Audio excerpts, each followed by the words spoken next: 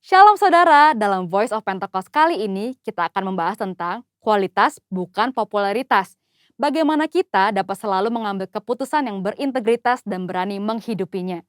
Pada keadaan saat ini, dengan adanya pembatasan sosial dan segala sesuatu yang dibuat serba online, integritas kita menjadi sangat diuji. Misalnya, ketika meeting online sengaja mematikan video seolah mengalami gangguan teknis, padahal untuk mengerjakan hal yang lain. Integritas tidak hanya bicara soal keselarasan antara ucapan dan perbuatan, tetapi adalah keputusan yang kita buat secara totalitas dan konsisten. Maksudnya, terus-menerus melakukan segala sesuatu berdasarkan prinsip kebenaran. Sekalipun keputusan tersebut berbeda dengan konsep yang dianggap lazim oleh dunia. Bahkan jika keputusan tersebut terlihat merugikan untuk kita. Seperti yang diajarkan oleh Tuhan Yesus dalam Matius 5 ayat 37, jika ya, hendaklah kamu katakan ya. Jika tidak, hendaklah kamu katakan tidak. Apa yang lebih daripada itu berasal dari si jahat. Kita harus selalu berhikmat serta siap untuk berpegang teguh pada prinsip kebenaran. Saudara mungkin pernah menghadapi situasi yang memaksa saudara melakukan sesuatu yang tidak benar, baik di pekerjaan, bahkan di pelayanan atau hubungan sosial, entah karena diminta atasan atau orang yang kita kasihi. Tapi justru pada situasi seperti inilah kita dapat menerapkan ajaran Kristus untuk memiliki keberanian dan hikmat untuk berkata tidak, sekalipun dengan berbagai resiko yang harus kita hadapi. Jika kita berkompromi satu kali saja, kita akan diminta berkompromi lagi di lain kesempatan. Lambat laun, kita akan menjadi terbiasa dan pada akhirnya tidak merasa lagi bahwa perbuatan tersebut salah. Setiap hari kita dihadapkan oleh pilihan demi pilihan, tidak terkecuali tantangan dan godaan yang menguji ketaatan kita kepada Tuhan. Apa yang harus kita lakukan ketika tantangan atau godaan itu datang? Yang pertama, tidak larut dengan dunia. Di zaman postmodern ini, toleransi dibuat mengarah kepada kompromi yang berbeda dengan kebenaran Alkitab. Orang yang toleran selalu dianggap berpikiran luas, bebas, dan humanis, sehingga orang percaya yang berani berdiri teguh dalam mempertahankan kebenaran firman Tuhan dalam kehidupan sehari-hari semakin berkurang. Kompromi pun sudah dianggap biasa di kalangan gereja yang dulu menekankan pentingnya ketaatan pada firman Tuhan. Keadaan ini mengingatkan akan kisah Daniel, seorang pemuda Israel yang mengalami pembuangan saat Yerusalem ditaklukkan oleh Babel. Pada saat itu, Raja Babel membawa Daniel dan orang-orang terbaik lainnya untuk diajar ilmu pengetahuan dan dibentuk karakternya. Mereka sangat diistimewakan dengan harapan orang-orang tersebut akan loyal kepada Babel. Namun, walaupun mendapatkan kehidupan yang enak dan masa depan yang cerah, Daniel tetap memilih untuk menjalankan perintah Tuhan. Dia tidak memakan makanan raja yang tidak sesuai dengan hukum Taurat. Daniel sadar, sebagai anak Tuhan, ia harus tetap taat, walaupun hidup di tengah bangsa yang tidak mengenal Tuhan. Yang kedua, tidak malu menghidupi kebenaran. Hidup dalam kebenaran adalah hidup tanpa kepalsuan, hidup dengan jujur.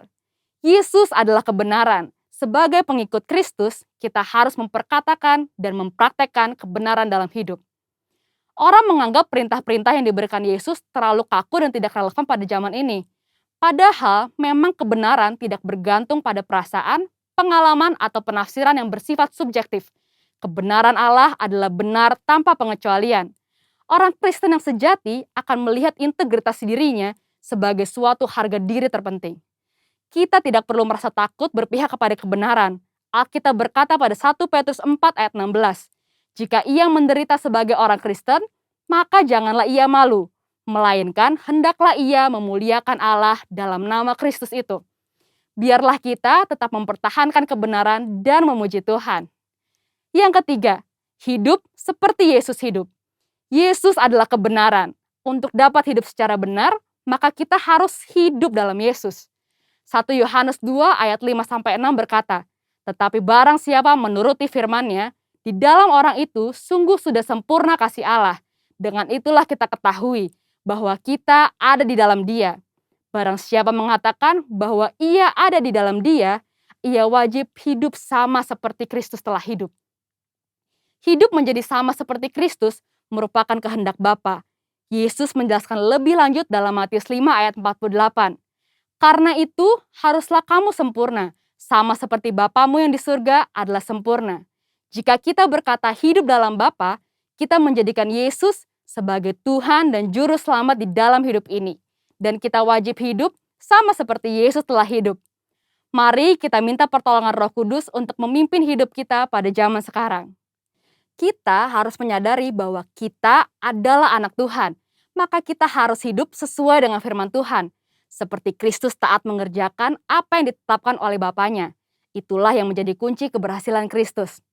Seringkali kita berpikir bahwa hidup sama seperti Kristus menjadikan hidup kita terkekang dan menderita.